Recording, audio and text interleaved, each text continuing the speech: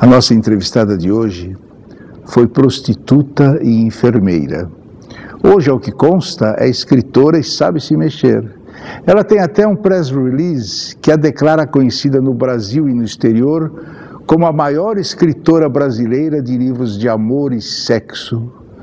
Ela teria alcançado grande fama no mundo no ano passado, ao protestar nua contra a pirataria de livros em frente ao Palácio do Governo do Peru. Vocês sabiam disso? Não? Vão ficar sabendo. Ela é Vanessa de Oliveira. Vanessa de Oliveira. Quem é você? De onde você veio? E para onde você pensa que vai? Eu sou uma mulher que, assim como todas as mulheres, tem mais de 1000 mulheres dentro de mim. Então, eu tiro de dentro de mim aquela que se faz necessário no momento. Eu vim da zona, mas eu vou em direção à liberdade. Então, se no futuro eu tiver vontade de fazer A, B ou C, é para lá que eu vou. Uma feminista forte, hein? Uma feminista forte, mas uma feminista que gosta dos homens. Você é essencialmente puta, enfermeira ou escritora? Escritora, porque eu nasci escritora. Você é uma grande escritora? Na minha concepção, sim. Você é, no mundo, o 1000º caso de alguém que escreve sobre sua vida sexual. Isso dá dinheiro? Não, isso dá satisfação. Livro não sustenta a barriga da gente, mas te causa satisfação. E tem certas coisas na vida que nem o dinheiro paga, que é você estar podendo fazer aquilo que você gosta. Eu pensei que você tivesse ficado rica com tudo isso. Não, tu sabe que eu não fiquei rica? Sabe quando é que eu vou me considerar rica? Quando eu simplesmente não precisar mais ter o objetivo de me sustentar. Consultora da Playboy. Sim. O que você ensina para essa revista? Como os homens vão fazer para manter a ereção? 10 passos para que eles não falhem na hora H, que é o maior medo dos homens, né? Porque ao escrever, as ex-prostitutas só dão dicas sobre sexo e não aprofundam uma reflexão sobre a vida. Mas eu aprofundo. O Diário de Marise, na verdade, é muito mais um diário comportamental de como os homens agem, de como as garotas de programa agem, qual a relação do homem e da mulher, do que um livro erótico, porque na verdade nenhum homem vai ter uma ereção ao ler o Diário de Marise, mas em muitos momentos você vai ficar abismado e vai pensar, nossa, na verdade eu penso assim, nossa, na verdade minha esposa age assim, as garotas de programa são assim. Por que você escreveu 2 autobiografias diferentes? A primeira autobiografia era quando eu era uma garota de programa. Tudo aquilo que passava na minha mente, tudo que eu pensava dos homens, eu observava nos clientes. O segundo foi quando eu tive um relacionamento e que eu casei. Então eu escrevi tudo aquilo que estava acontecendo dentro do meu relacionamento, que casualmente eu casei com um psicopata. Aí eu escrevi uma autobiografia da minha relação com ele. Um livro sobre administração de empresas e marketing. É um livro erótico? Não, é um livro que ensina empresários, estudantes de marketing, donas de casa, quem vai começar um negócio, as principais regras do marketing. Só que o que eu fiz? Quando eu dei os exemplos do que funcionava no mercado, eu usei os mesmos exemplos da profissão do sexo, porque profissão do sexo é um mercado e é um trabalho como qualquer outro trabalho. É lógico que uma pessoa religiosa vai ler o livro e vai ficar simplesmente abismado, mas se você se abster da moral e você ler com uma certa racionalidade, você vai dizer, não, realmente tudo isso daqui faz sentido. As mesmas técnicas que a garota de programa usa para se vender para o cliente, é as mesmas técnicas que uma grande empresa usa para se vender para os consumidores. Um livro de autoajuda. Ele te traiu? Problema dele. Isso é para as mulheres de seus ex-clientes? Para qualquer mulher. Porque o que eu observei? Muitas vezes o que acontece? A mulher ela é traída e a primeira coisa que ela pensa, o que eu fiz de errado, o que eu deixei de fazer, onde foi minha falha? E não necessariamente um homem trai porque está faltando alguma coisa dentro de casa. Geralmente ele trai porque ele é acostumado à variação sexual. Então, em determinado momento, ele encontra uma mulher super bacana, que é bonita, que é inteligente, que é dedicada no lar, mas ele não consegue romper aquele vício que ele tem de volta e meia contratar uma garota de programa, ou sair com uma colega de trabalho, ou arranjar uma paquerinha ali. E aí o problema não está nela, porque quando o homem é viciado, ele pode ter a melhor mulher do mundo, a mais linda, ele vai trair ela. O problema é dele, não é ela. Mas a realidade da prostituta é essa que nós estamos vendo, é a realidade. Você tem que saber a realidade. Até porque eu já saí com algumas faz muito tempo, né? Porque hoje eu estou quase casado, mas a maioria faz porque gosta, porque ela ganha nesse tipo de trabalho muito mais do que ela ganharia se estivesse atrás de um balcão de loja, por exemplo. Eu acredito como uma infelicidade a pessoa ter que optar por essa forma de sobreviver, assim. Quem fala muito mal, cara, é aquelas pessoas que não convivem com essas pessoas perto. Fica na sua mansão, seu carrão, fecha o vidro lá, seu ar-condicionado e não vê, fecha os olhos para esse lado, entendeu? E só quer saber do vinde a mim, porque para dar para os outros nada. Tá avançado esse negócio de as prostitutas, só falta andar pelada só na rua, porque do resto, pelo amor de Deus, misericórdia. Nossa! E agora, uma autora espiritualista, o livre-arbítrio é sagrado. Sim. Você está concorrendo com o Paulo Coelho? Não, tu sabe o que acontece? Às vezes as pessoas ficam um pouco chocadas, porque como que você está escrevendo de sexo e agora que você está escrevendo de Deus? Como que funciona? Mas é que não necessariamente você vai ser somente uma coisa na vida. Não significa que eu me voltado para o lado do sexo, eu não tenho uma filosofia espiritual por trás disso, e que não ache que isso, de repente, era importante para a minha vida. De repente, não é importante para a vida de outras pessoas, mas para a minha foi. Então, eu passei as minhas experiências para esse livro. E o livre-arbítrio é sagrado porque eu cheguei à conclusão de que Deus não se mete em porra nenhuma. Essa é a verdade. Você faz mais sucesso como ex-prostituta, como mulher de marketing, como defensora de esposas traídas ou como esotérica? Mais sucesso como libertadora dos pensamentos femininos. Eu acho que é isso. Acho que a mulherada curte quando eu digo: ei, acorda, que eu chacoalho ele e digo assim: cadê tua autoestima? Espera aí só um pouquinho, esse casamento não tá legal para você? Então vamos mudar? Porque às vezes ela precisa disso. Você pousou nua em frente ao palácio do governo do Peru. O que a guarda presidencial achou disso? No momento ali da confusão, o cara tava, bota a roupa, tira a roupa, bota a roupa, e eu tirava a roupa. E aí os jornalistas começaram: mas isso é um protesto genuíno, por que você não deixa ela ir? Aí ele olhou para ela e disse assim: por mim eu deixava ela aqui, eu não posso. Quem andou pirateando os seus livros no Peru? Então, lá tem um mercado de pirataria muito livre. E o livro pirata é comercializado dentro da livraria. Então, por exemplo, assim, o meu livro, dentro da livraria, saindo da editora e indo para a livraria, custava 30 soles. Se você aceitasse o pirateado, custava 10 soles. E aqui no Brasil? Então, aqui no Brasil teve somente um site, que era por download.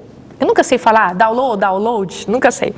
E aí o que acontece? Quando deu todo o bafão lá do Peru, ele tirou. Além do Peru, onde mais você é famosa no exterior?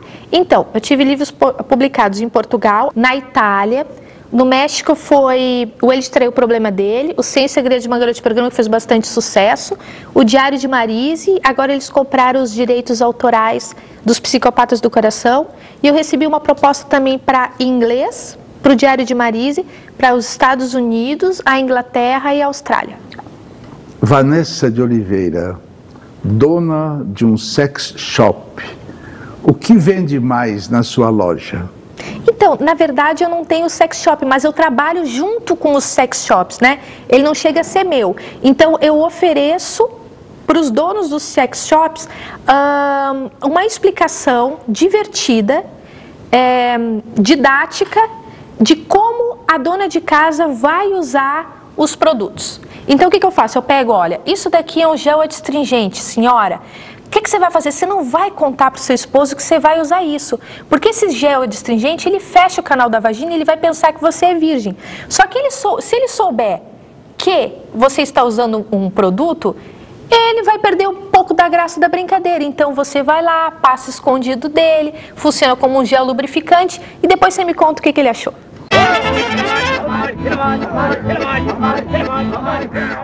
Argel Carneiro, de Ubá, Minas, quer saber dos atendimentos mais bizarros que você prestou como prostituta.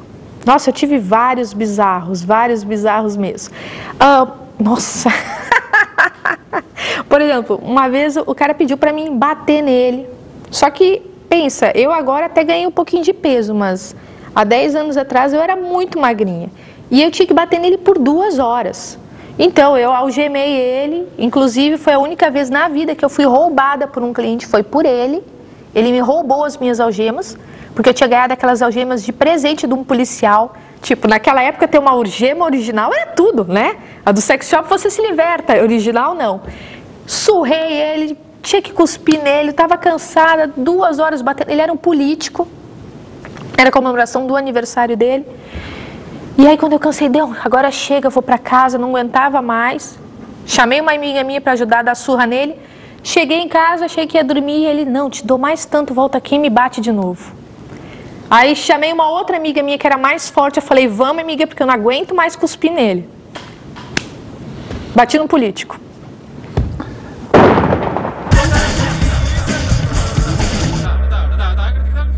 O que você está lendo agora? Não, o que eu estou escrevendo, né? Porque eu não, às vezes, eu estou lendo muito material do curso de sexologia porque eu estou fazendo a pós-graduação. Então eu tenho bastante coisas sobre sexualidade voltadas para psicologia. Então isso eu realmente estou lendo. Mas daí eu já estou escrevendo o 9º livro. Qual o grande autor que você descobriu e qual o grande autor que você ainda não descobriu? Então, tem um autor que eu gosto muito. É uma coisa assim, você começa a ler ele, chega no final do livro e você não aprendeu literalmente alguma coisa com ele, mas eu adoro a literatura dele. Eu acho que eu gosto daquela sacada dele de tô nem aí pra vocês, eu escrevo o que eu quero, que é o Bukowski.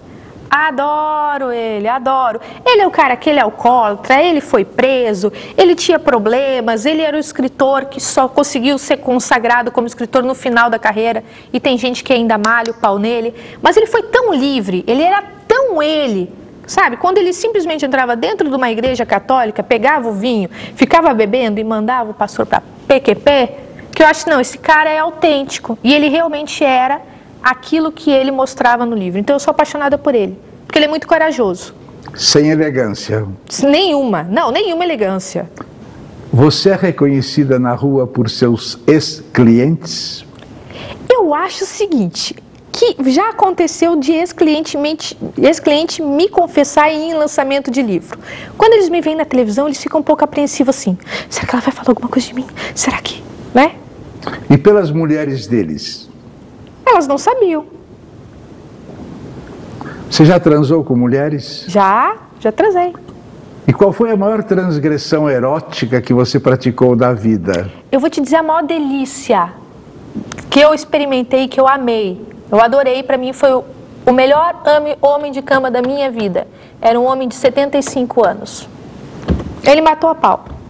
Vanessa de Oliveira, ex-prostituta, 5.000 programas no currículo. Você tem alguma fantasia sexual? Tenho. Conta pra nós. Me leva para jantar e no cinema?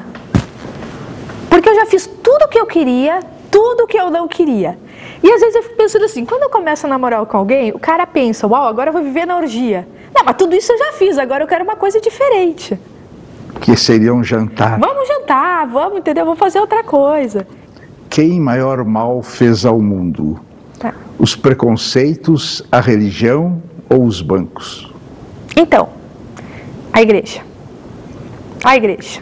Você entendeu? é religiosa? Eu acredito em Deus. A minha religião chama-se liberdade. Eu não acredito em nenhuma instituição que compele culpa à pessoa. Então, uma religião que diz para mim que você é seu karma, você tem que aguentar, eu não quero. Uma religião que diz para mim, aquilo que Deus uniu na terra, você não pode separar, e você tem que pagar porque o filho dele morreu por você, eu também não quero. E aquela religião que diz assim, não, porque você pode estar obsediada pelo capeta, eu também não quero. Porque para mim tudo isso é forma de manipulação. E se Deus existe, a última coisa que ele é manipulador. Para mim Deus é uma coisa de liberdade. Então a minha religião chama-se liberdade. Vanessa, como é que você gostaria de morrer?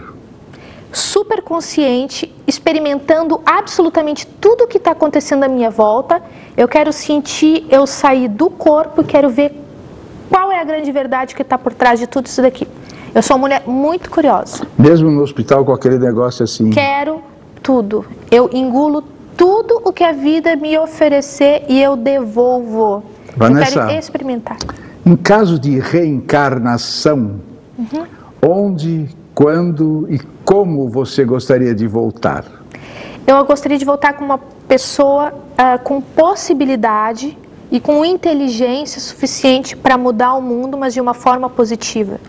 Se eu pudesse, hoje eu trabalharia com mulheres e com crianças. Se eu tivesse condições, eu abriria uma instituição.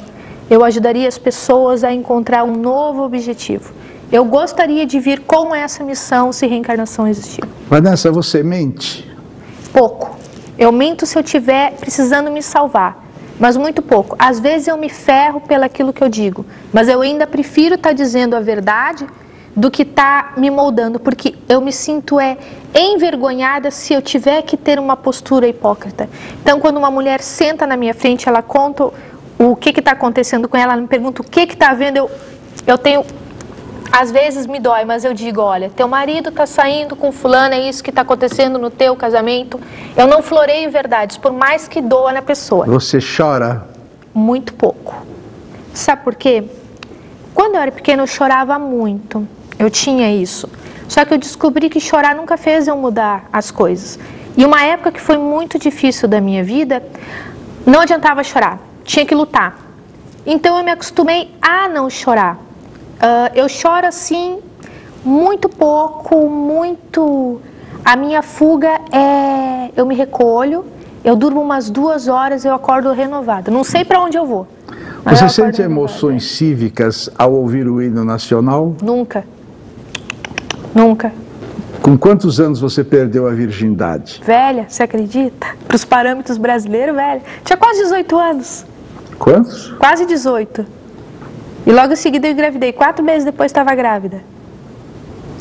Que pergunta você gostaria que eu tivesse feito, mas eu não fiz? Pô, você está indo tão bem, cara, porque a gente está fluindo. Então não... E qual você gostaria que eu não tivesse feito, mas eu fiz?